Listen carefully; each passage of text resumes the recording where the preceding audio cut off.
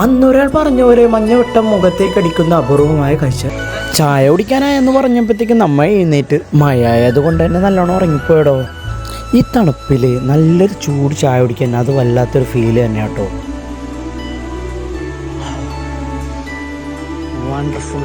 ചായ കുടി കഴിഞ്ഞപ്പോൾ തന്നെ ഉവൈസ്, അജയ്, ആദർശ് ഇമാരെ തള്ളു കേട്ട് കുറേ ഇരുന്ന് നമ്മ ടോപ്പിലാണ്ട് പിടിച്ചിരുന്നു. ഇരുണ്ട് തുടങ്ങിയപ്പോൾ തന്നെ ഞങ്ങൾ മുകളിലേക്ക് അങ്ങ് നടക്കാൻ തുടങ്ങി. വട്ടവടയിൽ ഞാൻ ആസ്വദിച്ച മനോഹരമായ കാഴ്ച നിങ്ങൾക്ക് കൂടി ഞാൻ കാണിച്ചു തരാം. നമ്മ എത്തുമ്പോൾ മരന്നൊക്കെ നോക്കിക്കൊണ്ടിരിക്കണം. നിങ്ങൾ തന്നെ ഒന്ന് നോക്കി ഈ പ്രകൃതിയുടെ രമണി ആസ്വദിക്കാതെ എങ്ങനെ ഈ വട്ടവടയിൽ നിന്ന് പോകാൻ പറ്റും. അന്നൊരാൾ പറഞ്ഞ പോലെ മഞ്ഞവട്ടം മുഖത്തേക്ക് അടിക്കുന്ന അപൂർവമായ കാഴ്ച. ഇനി കൂടുതലൊന്നും വർണ്ണിച്ച് കൊളാക്കുന്നില്ല. രാത്രി ആയപ്പോഴത്തേക്കും ആദർശിന്റെയും മാധവന്റെ സ്വഭാവം അങ്ങ് മാറി.